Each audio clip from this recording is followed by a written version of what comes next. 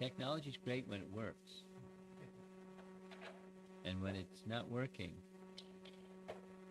not great. But it's working now.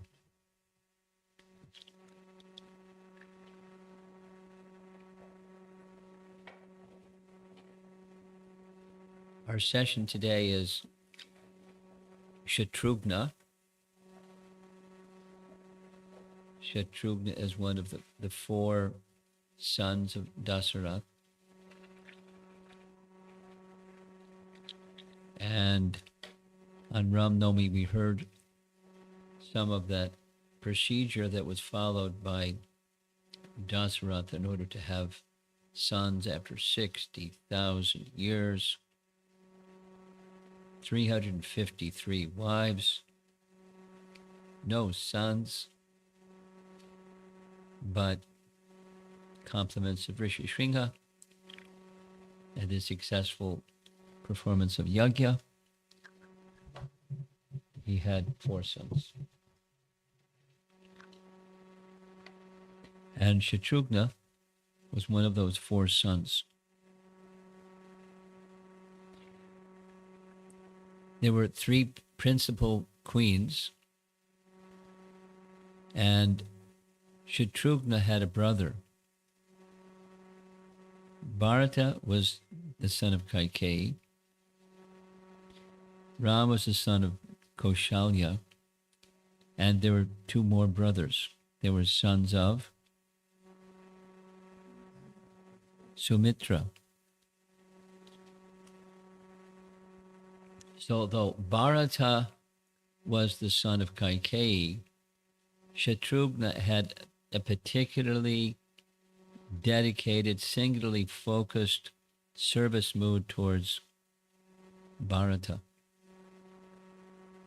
The circumstance was that Bharata, at Kaikeyi's request or suggestion, had gone to see his mother's family, her parents. And because Bharata left, Shatrughna left. So this whole intrigue with Kaikeyi and Ram should be banished, all of that happened when Bharata was gone and Shatrughna was gone, because Shatrughna was with Bharata, because he was very attached to or loyal to or had strong mood of devotion to that particular brother. And that we'll hear some more about as we go along. So from two different sources, we heard this already, we're hearing it again. One of those sources is Vishnu Dharmotara. It's described that the four brothers are manifestations of Vasudeva, Sankarshan, Pradyumna, and Aniruddha. Shatrughna being the manifestation of Aniruddha. And in the Padma Purana, it speaks differently. Ramachandra, incarnation of Narayana, and the others, Shesha, Chakra, and Shanka, of Narayana. Lakshman, Bharata, and Shatrughna, Shesha, Chakra, Shanka. So those are two. We went over this several times. Now we're doing it again. If this is right, then that's wrong. If that's right, then this is wrong. So how can they both be right? There's different ways it can be reconciled, and in this particular case, Baladev Vidyabhusan has concluded, this is his commentary on this discrepancy, this Kalpa Beda term. Kalpa means day of Brahma. Kalpa. There are different meanings of Kalpa, but Kalpa, day of Brahma. So Kalpa Beda, in one day of Brahma, it's this. In another day of Brahma, it's that. Just different days of Brahma being described in two different scriptures. So they're both right. The reconciliation is different days of Brahma. So sometimes you'll hear this and sometimes you'll hear that. And they're both right. different days of Brahma.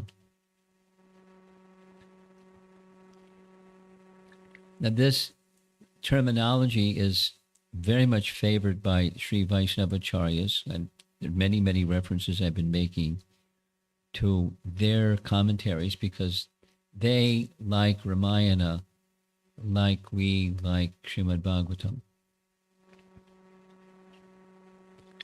So this Sheshatvam is one of those terms. We heard the Sheshatvam, where there's Ramanujacharya gave a definition. Anybody remember his definition of Shesha?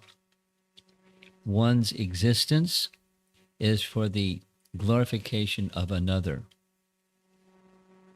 That's it. That's the Shesha and the Sheshi. Sheshatvam was a characteristic of Lakshmana. Sheshatvam means service towards someone. More specific, according to Ramanujacharya, their existence is to give glory to someone. Shesha. So that's Lakshman towards Lord Ramachandra. Then there's Sheshatvam of two classes. So listen carefully because Shatrughna falls in the second category. Bhagavat Sheshatvam and Bhagavata Sheshatvam. They sound very similar, but Bhagavata is what in relation to Bhagavan. Bhagavan, just like the Bhagavatam is the Bhagavata, Bhagavat Purana. So there's two kinds of service to the person Bhagavat and the book Bhagavat. But that's the book and the person, they're the same. And then there's the servant of Bhagavat. That's Bhagavata. It's just a Sanskrit rule. But Shatrughna had this very singular Shesha mood towards one who is the devotee of Bhagavan at Bharata. So, Lakshmana, Bhagavat Sheshatvam, Shatrughna, Bhagavata Sheshatvam. And in Sri Vaishnavism, as in Gaudiya Vaishnavism, service to the devotee of the Lord is considered by the Lord to be even greater than service to the Lord. Yes? Service to the devotee. It's a matter of humility, but it's also a matter of knowing what's pleasing to the person. It's just like you may say something very nice to mother or father, but in the presence of mother and father, you say something nice to the daughter or son. It's even more pleasing to mother and father to hear that service rendered or a compliment or appreciation of the son or daughter. It wins the heart of the parent even more than their appreciation is their children's appreciation. It's just very simple. So Krishna is like that too. And Ramachandra is like that too. So he, from the Sri Vaishnava Acharyas, Shatrughna, although the spotlight often goes to Lakshmana, much more than Shatrughna, from a devotional perspective, Shatrughna is in the even more appreciated position. So we're spending time with Shatrughna. Now, complementing Sheshatvam is this one. Tantriyam.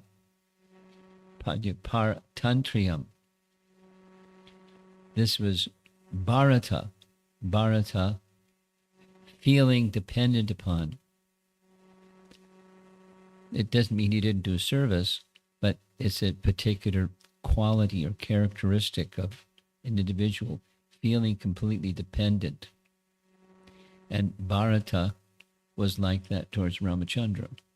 So Lakshman, Sheshatvam. Bharata, Paratantriyam, or Partantriyam.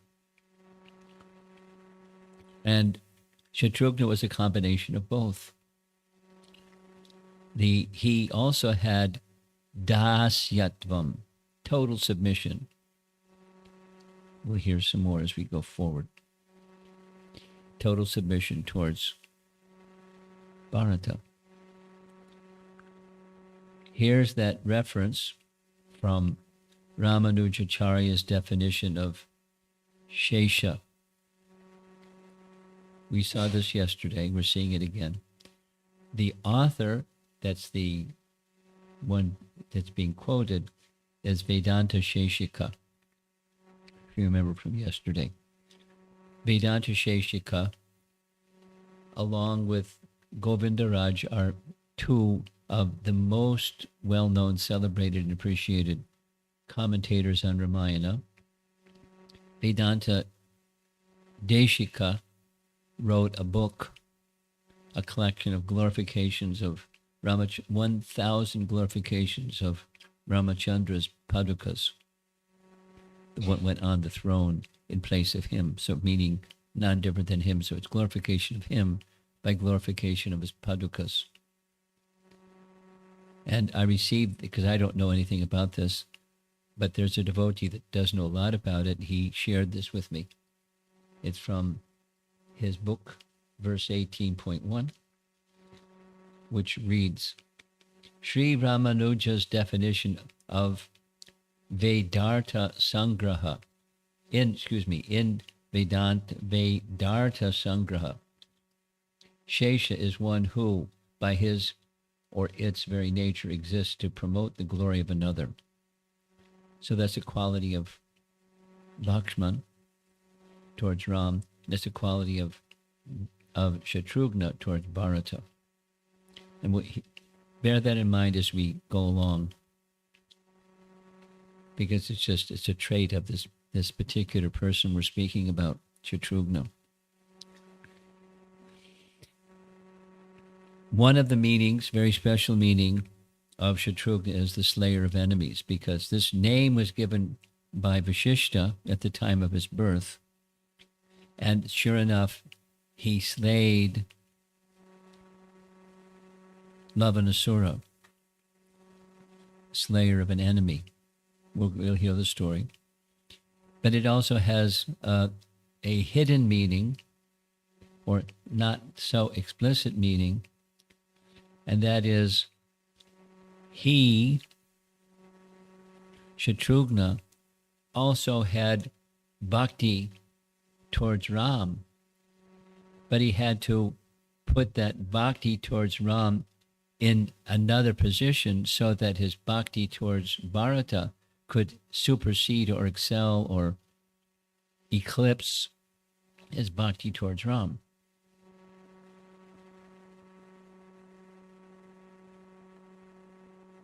So that's what the explanation says. For his Bhagavata bhakti, his Bhagavat bhakti had to subside somewhat. So that it was because of his principle, we heard this word yesterday, karuna, mukhya characteristic, primary characteristic was his mood of service to Bharata. And so then secondary was the service to Bharata, but the secondary took the prominent position. Shatrughna stands higher. This is Sri Vaishnava commentary. Shatrughna stands higher compared to both Lakshmana and Bharata because he exhibited both, remember from the previous slide, Sheshatvam and Paratantriyam. And this Paratantriyam, as Bharata had towards Ram, Shatrughna had towards Bharata. Complete dependency. In his case, towards Bharata, the Lord's devotee. Oops. So all this is the third, remember, dasyatvam? That's possible when at the very, very root is this being exclusively devoted to someone. So he had all three. This is Sri Vaishnava commentary. There's a document that you will or should have already received, and it has some of these details that we just covered in this slide. If you want to go over it again, look at the document. It's just, I'm trying to share from my reading of Sri Vaishnava Acharyas, share with you their picture of who is Shatrughna, where does he fit into the, the puzzle of these different relationships. He's back to something we said a few classes ago. There's principles that are taught in scripture, and then histories display, it looks like this, or it looks like that, it looks like the other thing. So they're exhibiting principles and then performing pastimes, which are very intriguing. Next, something that you've seen before, and I think we're going to see it again this evening at the temple, the lineage of Rakshasas. Because everything is within Krishna. Say it negatively. There's not something that exists that's not within Krishna. Say it, same thing. There's only two things. There's Krishna and there's Krishnas. There's not a third thing. So for Krishna to assist Krishna in manifesting the cosmic manifestation, Brahma has a very important role. He does the work. But the potency to do his work comes from the source of potencies, the source of everything. So when Brahma does the work, he doesn't just create good people, he creates demons too. Because there's variety in this world. And some people don't want to be devotees, they want to be demons. So Brahma has that thankless task of creating demons. So here's a little lineage. And amongst those, this is how it's found in Srimad Bhagavatam, Canto 3. Brahma manifested a leader amongst the Rakshasas whose name was Heti. Heti had a son, Vidyukesha, and Vidyutkesha had a son named Sukesha. Sukesha's name we find in Valmiki Ramayana. Sukesha. Sukesha had three sons, nice demons.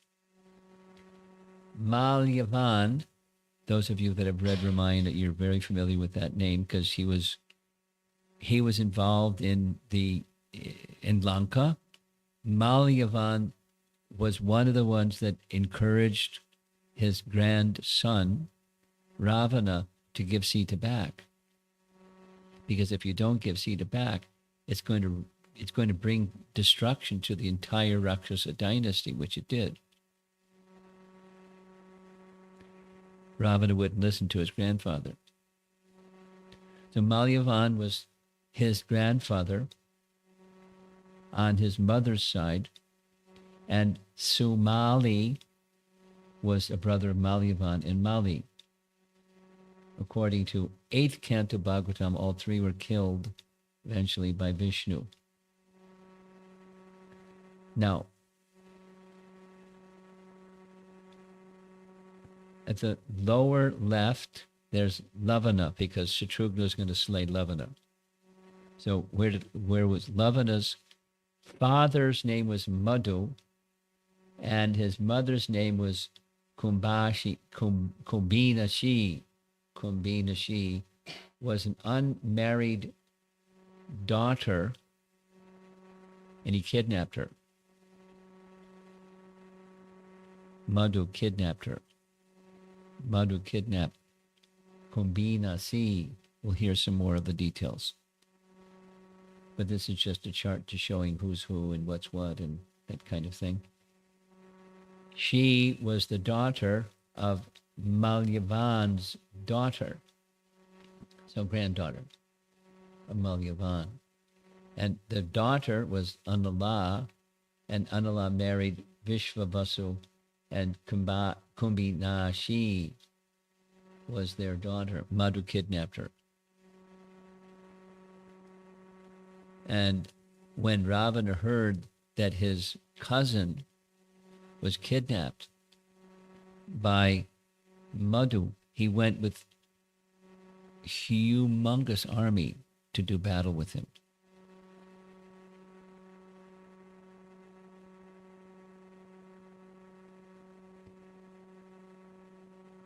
Now let's go on the other side. We heard this before, but we're hearing it again.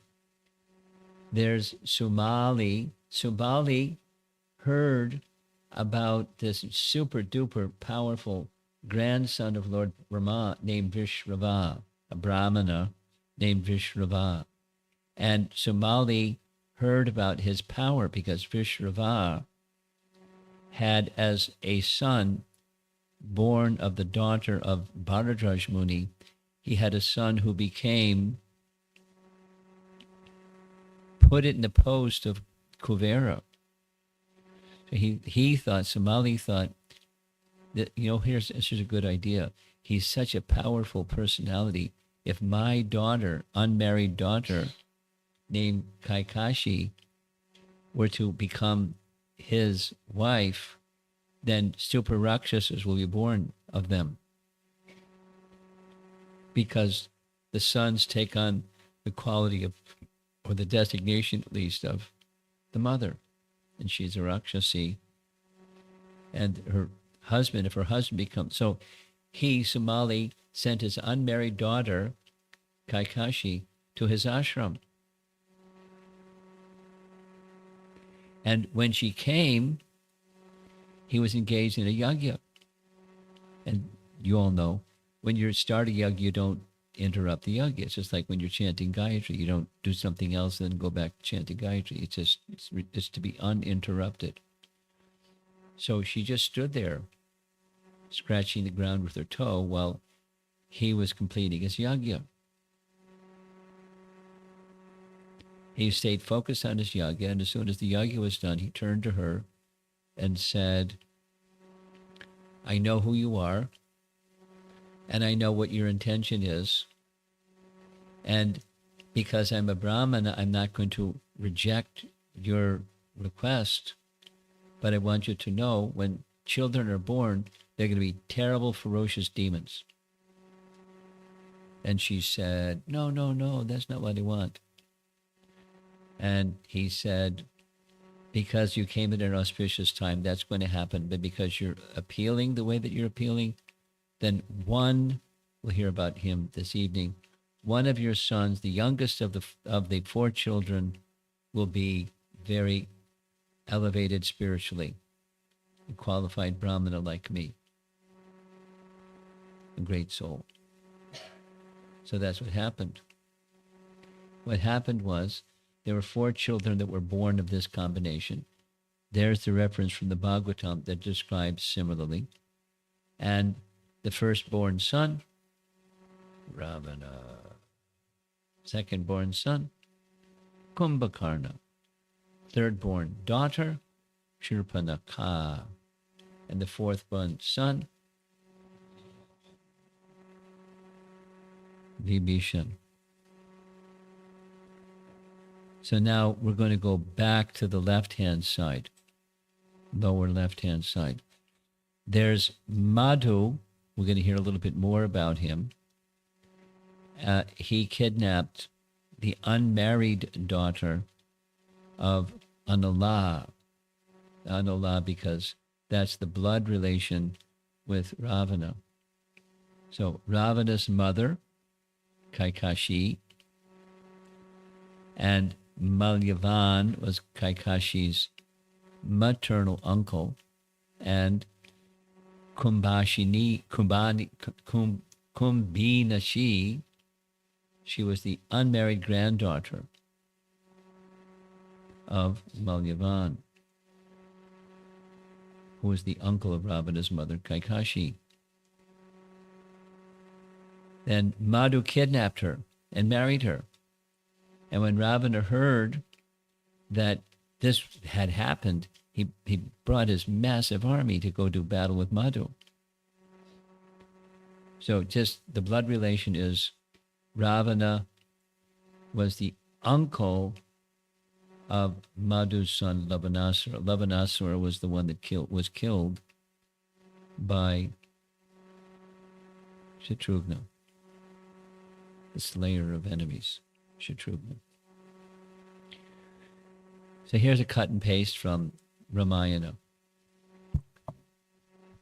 Kumbhinashi was the unmarried granddaughter of Malyavan,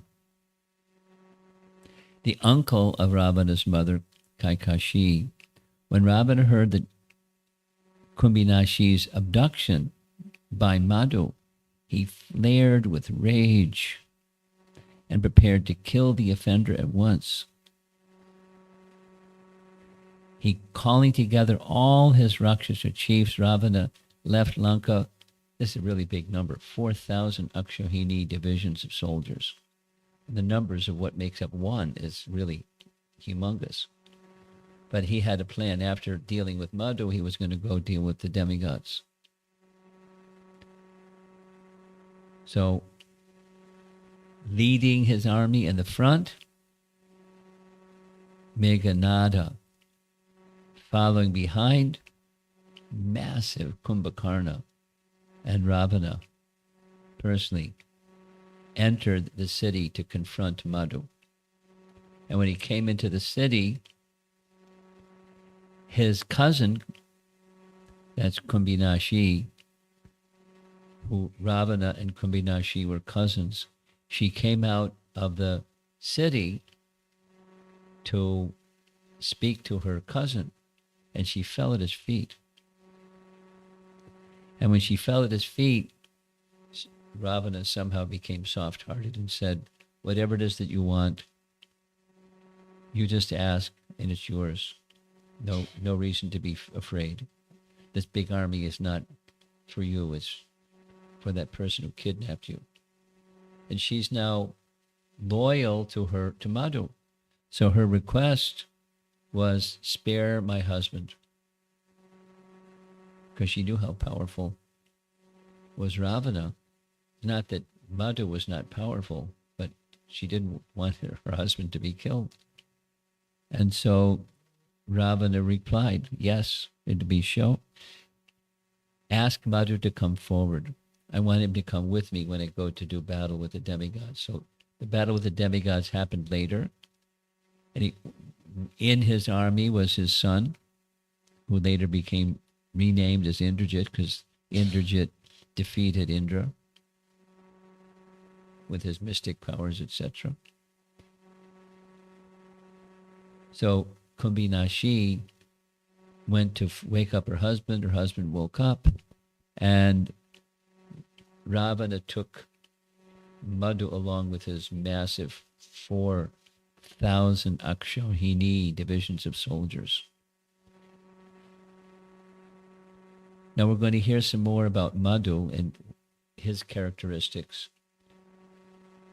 But the place in Ramayana where we find out about the problem with Lavanasura, it comes in a scene in the Uttarakhanda. Ramchandra is now fully installed as the king. And one of the things that good kings do is they have an appointed time where anybody in their kingdom, and this means anywhere in the world, someone can come with a complaint or a problem or some difficulty they're dealing with. And they can personally present it before the king. So Ram had an appointed time. At that appointed time, someone was sent to the gate to see if there's anyone who's come to make some request of me as the king. And on one particular day, described in Ramayana, there was no one there at the gate. Imagine if a president or head of state said, anybody in the whole can come and lodge a complaint. This was a different yuga. There was nobody there. And so they came back and reported there's nobody there. Ram said, Lakshman, you go to the gate and see if there's anybody there. He went. His king came back. There's nobody there. He said, Ram, is there someone there? He said, there's a dog. Bashed and mashed. Looks horrible. There's a terrible dog. This happened to be a talking dog. Ramchandra said, bring him in. The dog didn't want to come in. I don't, it's not fit for me to be before the king. I'm a dog. What to speak of bashed up features. Ram said, insisted he come. So the dog came. And Ramchandra asked the dog, what is it that I can do for you? And the dog began to explain, the sequence. How did you get your head so bashed in? And the dog said, there was a mendicant Brahmana in your kingdom named Sarvata Siddha. And with a stick, he whacked me so hard, my head was broken. Right in the middle of the discussion, Ramchandra said, bring Sarvata Siddha right here. I want him to verify, did he do this? The Brahmana came, and the Brahman acknowledged that he did it. And Ramchandra asked for an explanation. And this is Valmiki Ramayana, Uttarakanda. His explanation was, as a Brahmana, I was accepting alms here and there, but on one particular day, there were no alms being given. And I was famished and not in proper order of my mind. And this dog was standing right in the middle of the road, and I asked the dog to please move so I could pass on the pathway. The dog didn't move. And in a fit of anger, I took a stick and bashed his head many, many times. Yes, I did it. I'm a Brahmin, I can't tell a lie. I got off control of my temper. So Ramachandra turned to the sages who were assembled there and heard the whole thing. And he asked the sages. He gives the names. Here's some very elevated sages. And what should be done? What's appropriate? And they said, he's a Brahmana. You can't punish a Brahmana. So we suggest you don't punish the Brahmana. And then the dog spoke up and said, I have a recommendation. You can decide. The recommendation is, you please make him the chief priest at the Kalanjara monastery. And they all looked at each other like, what? That's punishment? And Ram said, wait a minute, don't judge his decision. Let's ask him, why are you making this recommendation? It sounds like honor instead of punishment. And the dog said, in my previous life, I was the chief priest at Kalanjara monastery. And because I had all these facilities and privileges and honor, I became very proud. Remember from yesterday? Fruits of piety plus a heart that's impure equals. Remember that one? You were here. You were with us, right? Math. You don't like math. But it's a math equation, different kind.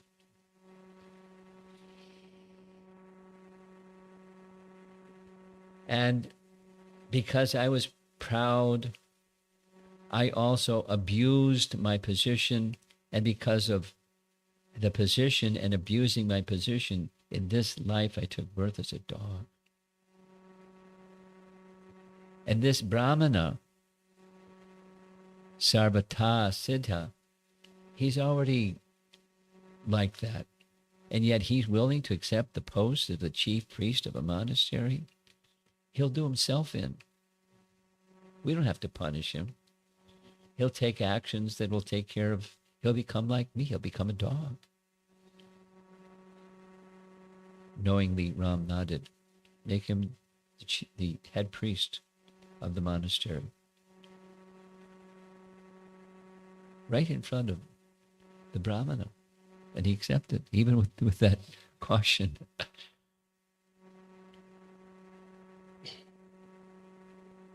Sometime later, on another day, much to everyone's delight, Chavanamuni came. And Chavanamuni was living in the forest near a place known as Madhupuri. So when Chavanamuni came with a little entourage, he was invited in before Lord Ramachandra. And when he was requested, why have you come? What is it? What service can we do for you? He said, there's a demon named Lavanasura who's harassing the rishis. And so I've come all the way to Ayodhya to seek protection. Please, I've understood that you've destroyed Ravana, and compared to Ravana, Lavanasura is small. So please do the needful. Ram looked around the room and said, surely I will take care of this. But would any of you, my brothers, like to have this service? Immediately Bharata spoke and said, I'd like to do that service. And after Bharata spoke, Shatrughna spoke. Shatrughna is this Sheshatvam, Bhagavata Sheshatvam towards Bharata. And he said, Bharata's had undergone so much trouble for 14 years, living like a mendicant outside the palace, and he's so much disturbed in his mind because of the circumstance. Let me do it. He shouldn't be troubled by this. And Ram said, very good. You do it. And then Shatrughna did a double take and said, oh, what have I done? I've overstepped Bharata. This is, foolish and insolent. It was because of his mood of service to Bharata that he shouldn't have to trouble himself with going off to kill a demon. The Ramchandra corrected him, said, no, this is very good. You want to do service for Bharata and you want to do service for Chavanamuni. You're the servant of the servants. So this is very good. Let us conduct a ceremony where you are anointed the king of Lavanasura's kingdom, even before you go there. Something similar happened to Vibhishana. He was anointed the king even before they went to Lanka, right? You're not sure, but the answer is yes. So, Lavanas, they had Shatrughna was made king. And so there was some discussion with Chavanamuni. Tell us a little bit about the strength of Lavanasura. And he described that in a previous yuga, his father, Madhu, had done some extensive austerities. Lord Shiva came before Madhu, and Madhu was given an award of an invincible lance of Lord Shiva. The invincible lance was so powerful that two things. With that lance, he could defeat anyone and no one could defeat him. The lance of Lord Shiva. And when you use it, immediately the lance will come back to your hand. You don't use it and lose it. It'll be yours. So Madhu then requested, I'd like to give the lance to my son. And Lord Shiva said, no, it's for you. You give it back afterwards. And he pleaded and pleaded and pleaded and said, okay, you can give it to your son. And the son of Madhu was Lavanasura. invincible lance. So this is all described, and it's going to be described again later by Chavanamuni. So Shatrughna was made the king of Madhuvan. Now, Madhuvan is a place in Vrindavan, right? One of the forests of Vrindavan, Madhuvan. You've heard of it? It's one of the forests of Vrindavan, Madhuvan, named after Madhu. And before it was Mathura, it was Madhupuri. Madhupuri, the place of Madhu, later became Mathura. So those of you that know a little bit of geography, we're in Ayodhya, and far west and a little bit north is Mathura. So it's a big distance that Shavanamuni came all the way to Ayodhya to seek help. And the journey back was very significant. So after anointing him as king, Ramchandra made an arrangement that Shatrughna could take with him 4,000 horse soldiers, 2,000 chariot warriors, 1,000 infantry, and 1 million gold coins, because some expenditure needed to make this big thing happen. And the advice was repeated. He heard it. He's going to hear it again third time. Lavanasura has a habit to keep his lance inside his house or palace when he goes out to collect food, because he was a Rakshasa. So his food was just wild animals.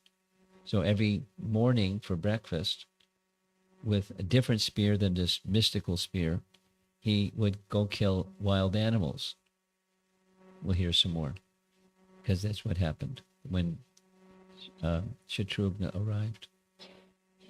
He leaves his mystical lance inside. So when you deal with him in such a way that he doesn't have that lance. So that it's when he's gone out to get morning food. That's when you deal with him. Otherwise, it's invincible, and you have to confront him when he's outside his palace. So in the course of his travel, Shatrughna, with all of his soldiers, etc., he, in the direction of Madhupuri, he happened to pass through the ashram of Valmiki. And it happened the very day that he arrived was when the 2 boys, the twin sons of Sita, were born. So he observed all the rituals that Valmiki performed, cleansing the bodies of the newborn children with kusha grass and mantras and this and that and the other thing. And he heard the name giving. Stayed a little bit of time, and then he moved on. And when he moved on, then he went to the ashram of Chavanamuni. And he wanted to hear more from Chavanamuni about the prowess of Madhu and Lavanasura. So he was told by Chavanamuni, long ago in the Ikshvaku dynasty, there was a powerful king named Mandata. And Mandata was so powerful that he had conquered the world. And he was thinking to then make his way to the heavenly realm. Indra got word he wants to come to the heavenly realm and do battle with us. So Indra visited Mandata and said, before you come here, you have to conquer the whole of the material world. And Mandata said, where's there a king that I haven't conquered? He said, in Madhupuri, there's a king you haven't conquered. Because Indra knew about the mystical weapon. So he went and confronted outside the palace, called for Madhu to come and do battle. That was a mistake, because Madhu brought the lance. He used the lance, and immediately Mandata and his whole army were destroyed. So Chavanamuni said it again. Don't approach Lavanasura, who received that same lance from his father, when he's got the lance in his hand. The only time is when he's going out in the morning. So it's like he's got his script. He understands the power of Lavanasura. Sure enough, when his entire army arrived at Madhupuri, he waited for the right time. And Lavanasura had went out with his spear to very gory description of what was on the spear, elephant heads and boar heads and, this kind of wild animals on his long spear for his breakfast. And that's when Shatrughna confronted him. Stop. You're a wicked Rakshasa. You're disrupting the rishis. I'm representing the king of Ayodhya, and this is part of our kingdom, and you have to stop this nefarious activity or engage in battle. And Lavanasura just laughed because he was very powerful and very proud, and they did battle, interesting battle description. And Lavanasura took a tree trunk and whacked the side of the head of Shatrughna, and he fell to the ground. He thought he's finished. He laughed and went inside to get his spear. But as he went inside to get his spear, Shatrughna came to external consciousness, awoke, and challenged him, don't be a coward, turn and fight. And when he turned to fight, Shatrughna, with the special weapons that Ramachandra had given him, finished him. Lavanasura was killed by Shatrughna. And then other soldiers came out of the palace to take revenge against the death of their leader, Lavanasura. They were all destroyed. And then again, because it was now formalized, Shatrughna was made the king of Madhupuri and of the second ceremony, right in Madhupuri. And he, along with all of his soldiers and everything, they ruled there for a long time, because you don't just go and kill Lavanasura and leave the place abandoned. He ruled in Madhupuri for 12 years. And after ruling in Madhupuri for 12 years, he was feeling separation from Ayodhya and Ramachandra and his three brothers. And so he left. Someone in charge, he left to go visit Ramachandra in Ayodhya. And on his way, he again passed through Valmiki's ashram. 12 years later, the young babies were now young boys, 12-year-old boys. We saw this, right? We saw some pictures. He trained them in everything. And one of the things that he trained them in was singing Ramayana with musical instruments. And Shatrughna was so charmed and inspired by their musical performance and their reciting of Ramayana that he requested, Valmiki, please, can we bring, we discussed this in relation to Sita. That's where we discussed it. Let them come with you to Ayodhya. So they did. Valmiki agreed. And the performance took place and all this thing happened. And then Shatrughna wanted to remain. And he said, you're the king. You have to protect your citizens. You're the king. So you return. From time to time you can come visit, but you must remain. So he went back to Madhupuri. Now, in this connection, that's a little bit about Lavanasura. In this connection, there's another scene in that whole section of Ramayana where others can come forward. And if there's some problem, they can express their problem to the king. So one day, a Brahmana came to lodge a complaint. And the complaint was, my son, who was 14 years old, just died. And in our kingdom, who has heard of such a thing, that the son, a young son, will die before his father?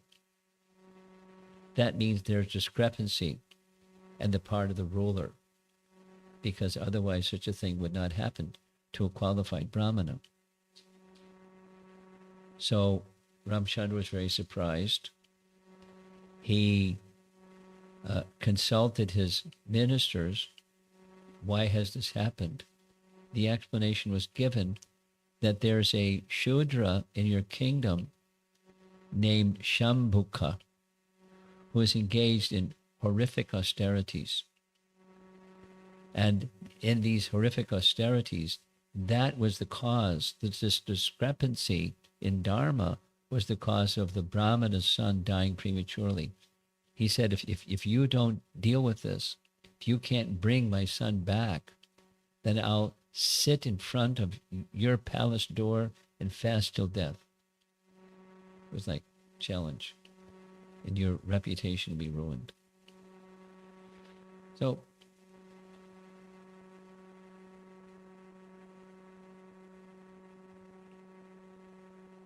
he asked, Ramchandra asked the ministers, what is to be done?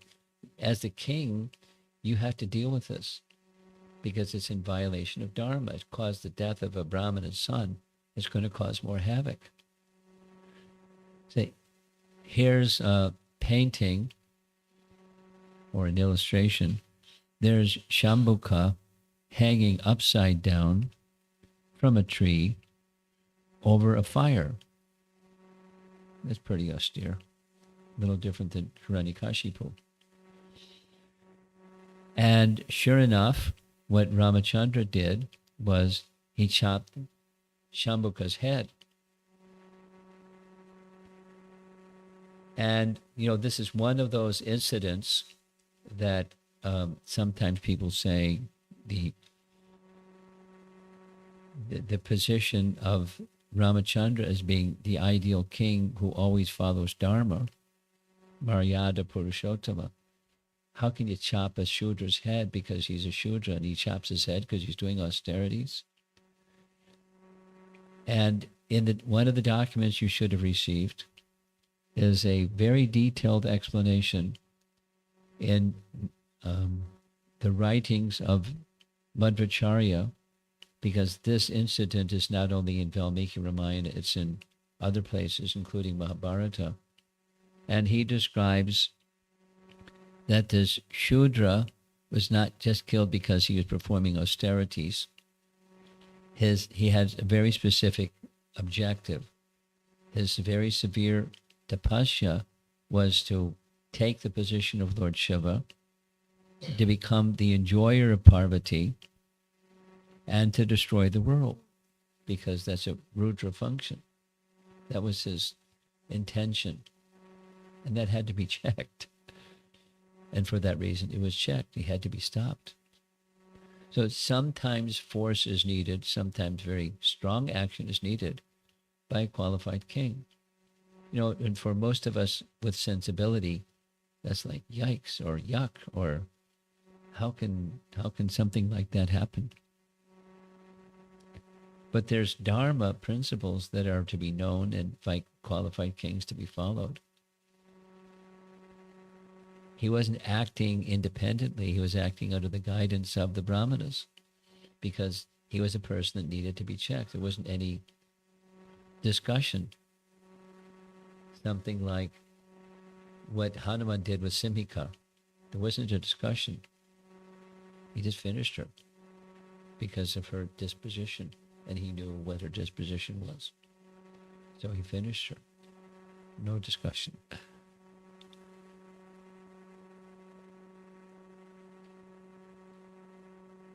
So that's the conclusion of this little presentation on Shatrughna. And he has a role, two things. He has a role to play in his relationship with Ramachandra, specific to his relationship with Bharata, because he's the servant of the servant. And with these three characteristics, he's in a very exalted position from a Vaishnava point of view.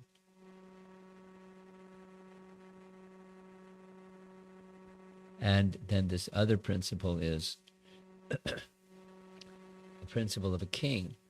It's not just to get the position or post, but in some cases, kings have to deal very strongly with situations. Like this example with the dog, he didn't have to do much because the dog figured it out. But, it has to be just and fair, not just strong. And that it's not easy to do that. One has to be very wise. And wise people that do things wisely are generally guided by wise people or qualified brahmanas. So qualified Kshatriyas, qualified brahmanas, that's not a description of Kali Yuga. So we have so many anomalies. So what to do? And according to the Srimad Bhagavatam, what to do is the light of the Bhagavat, because in this dark age of Kali, one can get light from Srimad Bhagavatam. That's exactly the answer given in Canto 1, Chapter 3, towards the end of Chapter 3. The Srimad Bhagavatam appeared in this world of this age of Kali to give light in this dark age of Kali. So people can see and people can, by its message, become purified and be properly guided by the words of the Bhagavatam, and then ideally by qualified representatives, the Bhagavatas, the person in the book Bhagavatam. So we need the guidance of both the book and the person, the devotee of the Lord. That's what to do.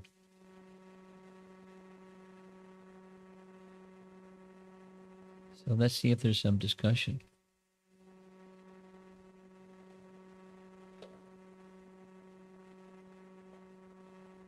Yes. Curious on the last slide and the first slide, Arabic script. Yeah.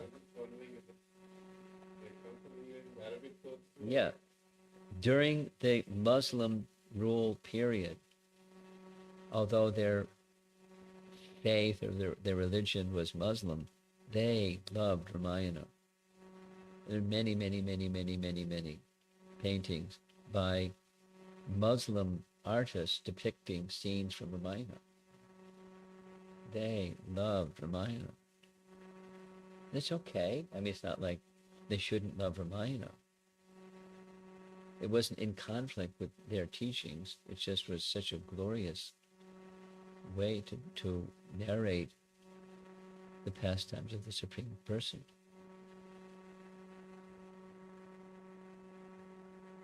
Anything? No, okay. Wait a minute.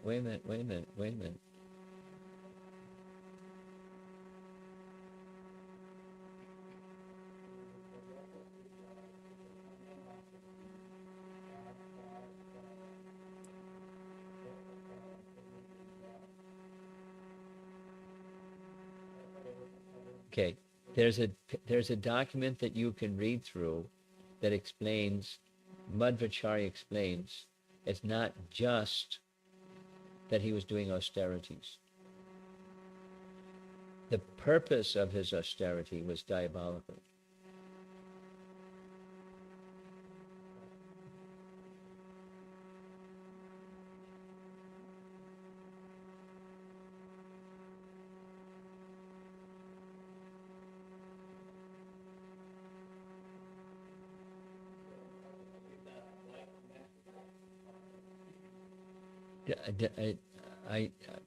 I'm not familiar enough to say yes or no. I could say probably. But there are persons I know that are much more familiar with Ramayana than I am, and I'll find out. I'll let you know tonight. Hopefully. Does anybody in the room know the answer to that question? Okay. So So would Hanuman also fall under? Yes. Dasya. Dasya. Dasyatvam.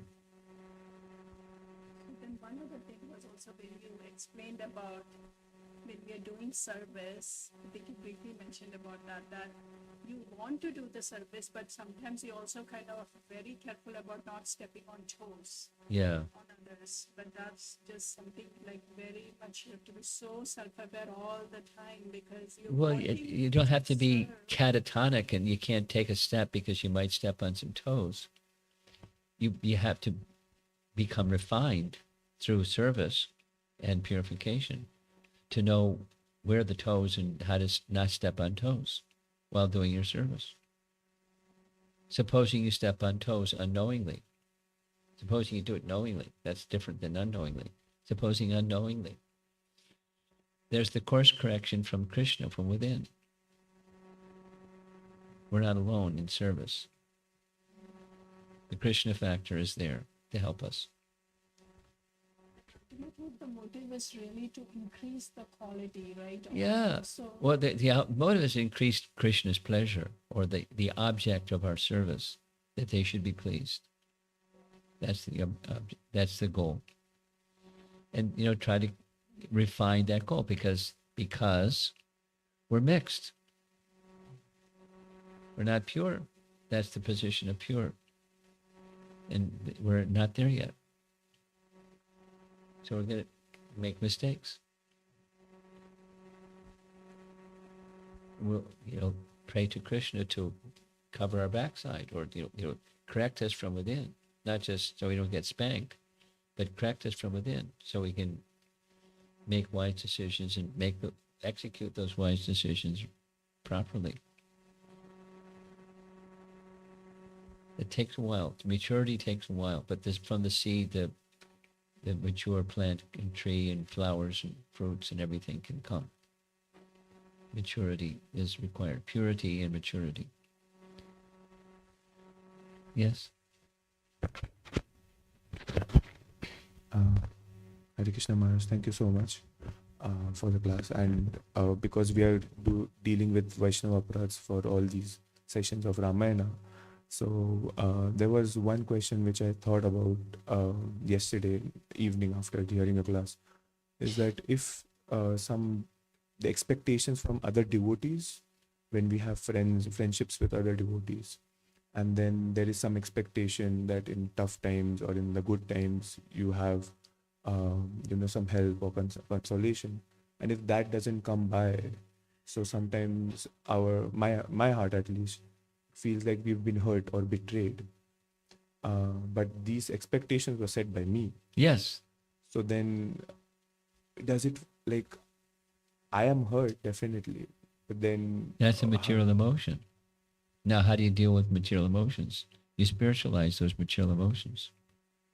Amanitvam adambhitvam. Humility and pridelessness, or, without expectation. Ahaitukiya pratyata. So we're not there yet. So now when you have those emotions, step back from the emotion and ask, where's this coming from? Rather than just get caught up in the emotion. There's a movie that's called The Mind.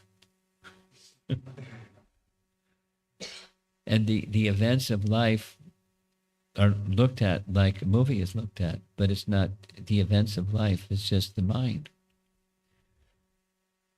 Now, supposing this is something that I do regularly. If Prabhupada was in this situation, how would he respond? How would a pure devotee respond? It's not my autobiography, it's from the lens of pure devotion. How would Prabhupada respond? And, you don't necessarily know the answer to that question, but it's going to be different than my response. So just recalibrate and align the emotion with pure devotion, at least in directionally. And that has some impact on the emotion that you're feeling, betrayed, etc. So, Just redirect the emotion towards pure devotion. So there's other principles. Let me not get caught up in the movie. Let me maintain my position of being the servant of the servant. And then, the higher position. Krishna, you can do with me what you like. And, tangsta tikshna swabharata. So you go to scriptural sources, you go to the place of orienting your heart's expectation towards pleasing Krishna. And this other has nothing to do with pleasing Krishna. It's me at the center, not Krishna at the center. So you hit the reset button. And it does something to the emotion. And the direction of the flow, it's not that the emotion becomes zero, but the flow of the emotion moves in the direction of how can I be of service, a better servant, so I don't get caught up in this degrading emotion, embarrassing emotion. Just one. So after assessing the emotions and everything, we've already committed the crime. Not necessarily. If it's a mental offense, it's not as severe as you bark or you hit or something. Yeah. So, there's consequence, but the consequence is that then what do you do with that consequence? According to Bhaktivinoda Thakur, a tapa for a Vaishnava is regret. Tapa is purifying. And don't just continue beating yourself up and beating yourself up and beating yourself up. That's tamagun. I've got this lower nature tendency, and it's not becoming of a Vaishnava. So it can intensify your shelter taking of Krishna. Please pick me up from this dark place. I'm feeling these self-centered feelings. Because in the final analysis, not about this. I was asked to send somebody the Mother Teresa quote. No, in her conclusion, the Mother Teresa quote is, in the final analysis, not between you and them. It's between you and God anyways. So you be conscious, and it takes away the negative emotion. So Maharaj, till that point where we are assessing our emotions, and that's why we are looking through this eyes of Shastra. Yes. So that we can do it for Krishna. Yes. So then there are some devotees who have heard that, because we don't know where the line of, exploitation starts, and then, these emotions should, be reassessed. So then how are we not getting exploited at the same time we are Don't worry about it. Be in the mood of service, and Krishna will protect you. If somebody wants to exploit you, you be thoughtful. I mean, Prabhupada was thoughtful when somebody, without anecdotal examples, when people were trying to exploit him, he stepped back. There's a nice example in that. Did you receive that recording of Devi Shakti's talk about the establishing of the Vrindavan temple? Okay, go check it out. One of the things that happened, Prabhupada was interviewing 2 teams of pujaris to install the deities. So one team came from South India, really gifted brahmanas. They described what they wanted to do, her narration, and Prabhupada liked what they wanted to do, and he was fine. Then he offered them prasadam, and they refused to take the prasadam. And then her Devi Shakti's narration, I don't know how she knew this, but she said, Prabhupada then understood their motive was install the deities. These foreign people, they're not qualified at all. We've installed the deities, so therefore the temple is ours. Whatever dakshin comes to the deity, we'll take the dakshin to the deity and take over. So he decided not to go with that group of pujaris, simply because they wouldn't take prasadam. He didn't bark. He just didn't go with them. He made a decision based upon sign, a symptom, a lakshana. Yes, Maharaj. That makes We it- make decisions, but we don't hold ill will. Just be careful when you're moving through the minefield. Thank you, Maharaj. Yes. Sir, a simple question. Did Shatrughna had any kids? Say it again. Shatrughna, did he had any kids? Children? Shatrughna did what? Did he kill Madhu? Did he have any children? I don't know. I'm not a Ramayana scholar, but I have friends. And some friends are Ramayana scholars. So I can ask. You're going to remind me of these. This is the second one. One is, did Shatrughna have any children? And the first one I forget already. Did the Brahman boy came back to life? Yeah, did the Brahmin boy come back to life?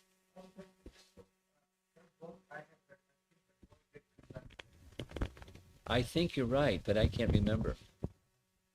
I have read in some books, Well, some authentic book. okay, that's a good adjective. But I'll do a little research, and hopefully before, by the evening program, I can report to everybody the answer to these two questions. Yes? Maharajji, Hare Krishna. About the Sesa, two Sesa came same time. Like one is Shatrughna and another is Lakshmana. Yes. Yes, correct. Yeah. Both Sesa is same. Yes. But just, That means Lord Balaram. so where is it applied is the distinction. One is towards the Supreme Lord, the other is to the devotee of the Supreme Lord. So now your question is?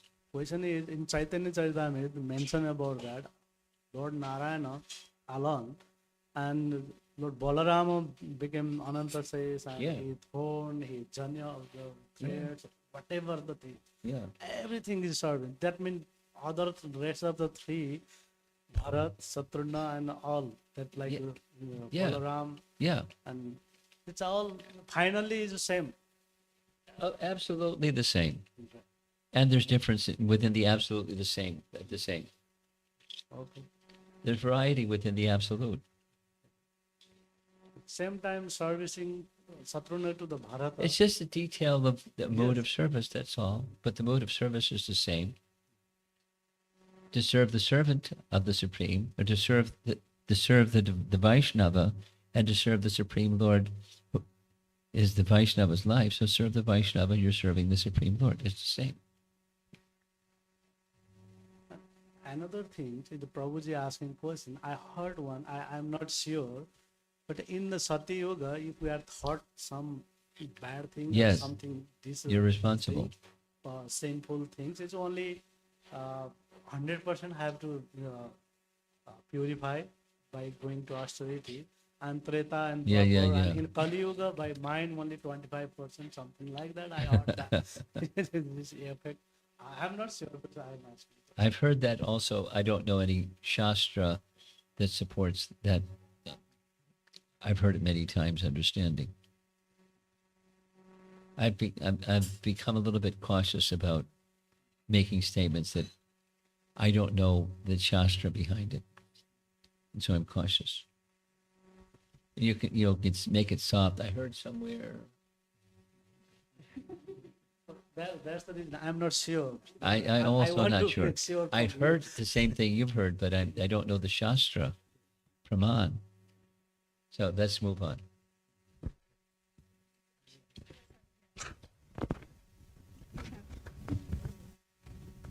So Maharaj, looks like Shatrughna was engaged, like little bit engaged, right, with Love and Kush. Like he was able to visit them twice. Twice. Are there any mention of like if Lakshman or Bharat, anybody else was able to go there? No. because he went and he came back. And they were with Ram. Ram didn't go. So Lakshmana didn't go. Shatrughna went.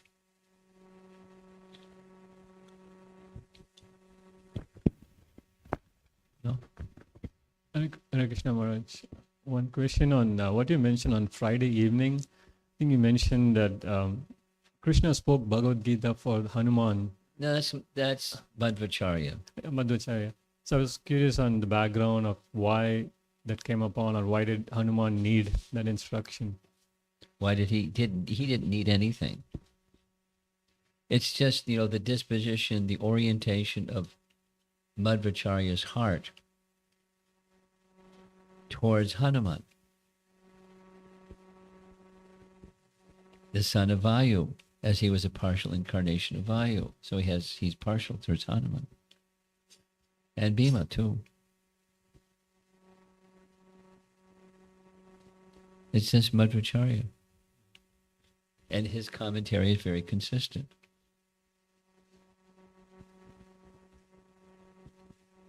All the way in the back.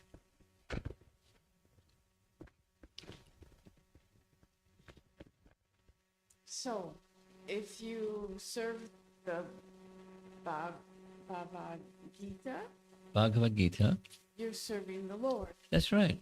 So you don't. So if you have that in your home and that's what you're doing darshan to Yeah. in the morning, you don't have to have a figurine of the deity Of to be course. doing darshan. You're absolutely right. Let me add to what you just said. This is a Prabhupada story. Once upon a time,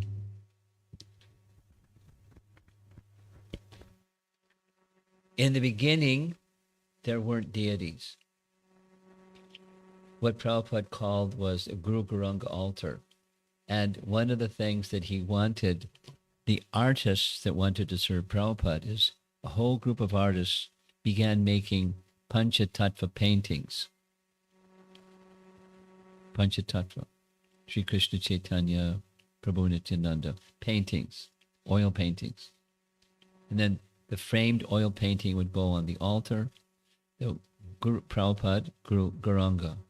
That's what we called it, or he called it, Guru Garanga altar. Some time passed, and then deity worship began. And when deity worship began, it was a whole wave that, let's go get some deities. So different places where there was Sangha, they, with permission of Prabhupada, they got deities. Commonly Gaurnitai or Jagannath Baladev Subhadra, commonly. Let me finish the story. So then some time passed, and then Prabhupada began beating the drum and blaring the trumpet, book distribution, book distribution, book distribution. And so many of us, I was one of those, many, we got in a van and loaded up the van literally to the ceiling and waddled down the highway, distributing books at this place, that place, the other place. And then after some time, because the deity worship was becoming very popular, a letter went to Prabhupada. I didn't send the letter. Someone wrote a letter. Should we have deities when we're doing this traveling Sankirtan, book distribution? And Prabhupada's answer was your answer. The books are your deity.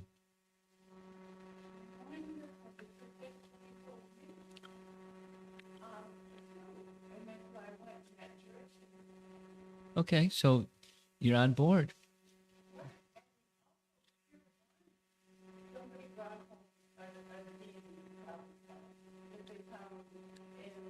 Somewhere.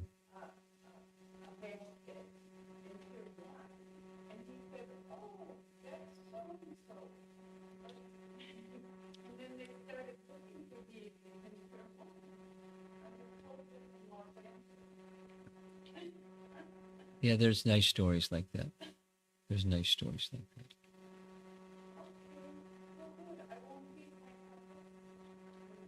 Well, let me just amplify my response to your response to my response to your response. Not so long ago, somebody asked me, do you engage in deity worship? And my answer was, the books are my deity. From that brahmachari training period where the books are our deity. So that's what's inside and that's what's outside, because that very simple instruction. Now, in principle, the book is Krishna and the deity is Krishna. So whether it's the book or the deity, the book is Krishna, the deity is Krishna. It's just what someone may like this and somebody may like that. There's certainly benefit for both. And there's particular instruction in the books for householders. It's especially important. But I'm not a householder. So I love Prabhupada's books, so I'm perfectly satisfied. I'm not feeling I'm being deprived or I've become depraved or something like that. I'm fine. And you too, so just be happy.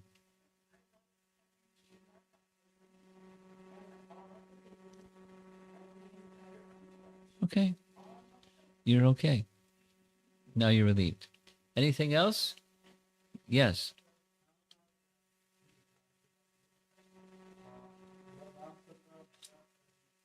Shatrughna and Shatrughna, they had two sons.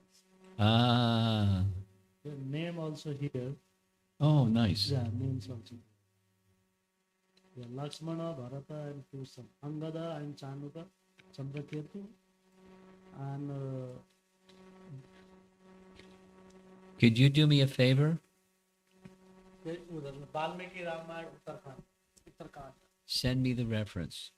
Not right now. Oh, okay. Later. You send me. You know how to contact me, right? Find out how to contact me. You send it to her and she'll send it to me. Anything else? Okay. Good. You two guys, anything? Do you like these talks? It's okay? Or you get restless and you wish it was over? A little bit of both. Be honest. But it's a little boring. Yeah. Okay. So let me respond to the. It's a little boring. Why are we here? Even more specific. Why are you here? You can say, I'm here because mom and dad want me to be here, and I don't want to displease mom and dad, so I'm here. But I'm not really fully here because it's a little boring.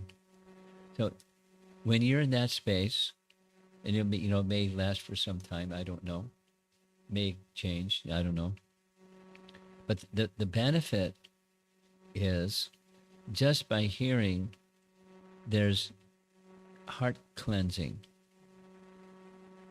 I may not be like, I'm here because I want my heart to become clean, but it happens. Let's go the other direction.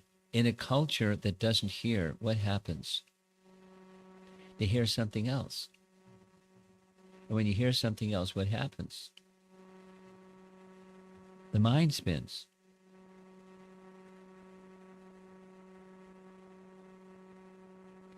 I'm going to give two little stories, then I'll end with this. In the past 2 weeks, I met two very elderly ladies. One of them was in Austin, Texas, and she didn't speak so much English. She was from a Brahmin family, and I didn't, as I was describing some pastime of Ramayana, every now and then over there in the room, I heard this sound. She was responding because she recognized the picture. She couldn't understand English, but she was sitting through the whole thing because she likes Ramayana, Mahabharata, and Srimad Bhagavatam so much.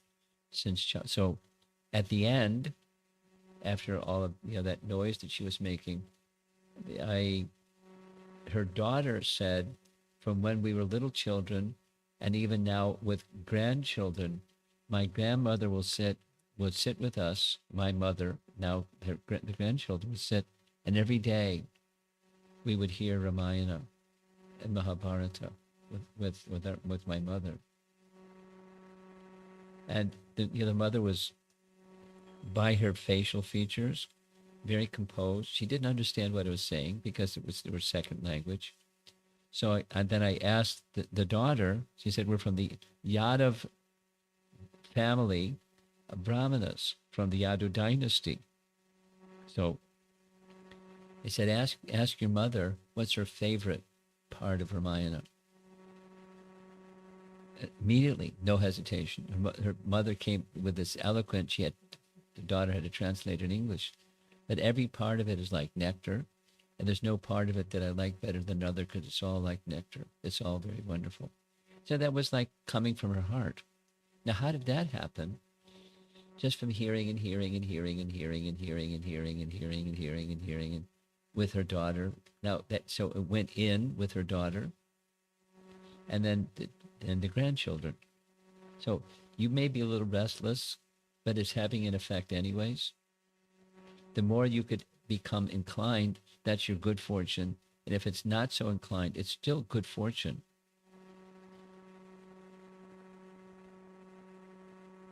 Then in another circumstance, someone that's, in their 80s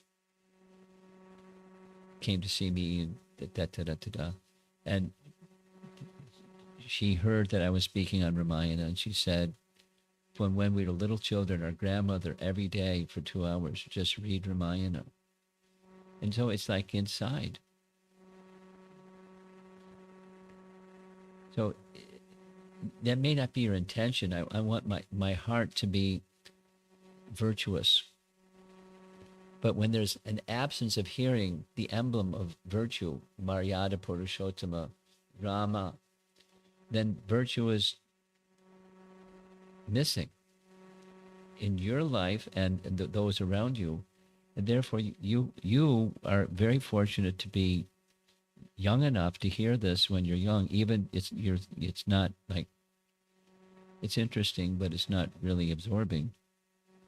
It's beneficial, culturally, emotionally, spiritually. And one final thing, when that enters into your heart, then you're protected from the madness of the raging Kali Yuga going all over the place. You may not recognize it, but in some point in time, you'll recognize it. That it's a crazy world, and it's not getting saner. The wildness is completely wild, and you're protected, although you're a little bored, not fully present, but the benefit is going in anyways. And you'll understand what I've just said more as you get older, and you'll understand more about how you're being protected just by hearing in this situation that we're in right now. Just hearing and slowly hearing. There's details, and their details are. The storyline is very intriguing, but it's far more intriguing than Harry Potter. And it's not only that; it's purifying. It's not just spin your mind.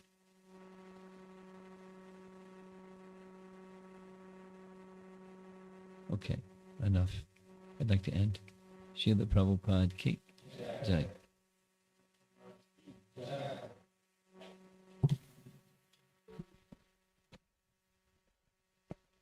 Hare Krishna. So big thank you to His Holiness Ramapad Swami for a wonderful class again today. Please give him a big round of applause.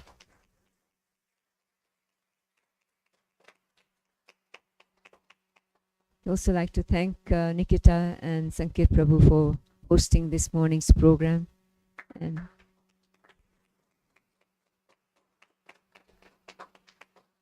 And thank you all for taking time off on a Sunday morning to come to the program. Really appreciate it. And we have another program this evening. Aarti is at 5 o'clock at the temple. 5:30 we have a class. And today's topic is going to be Vibhishan's surrender. and that's the last topic of the series this time. But Maharaj has a lot of really nice videos on the YouTube as well regarding the personalities of Ramayana, and you can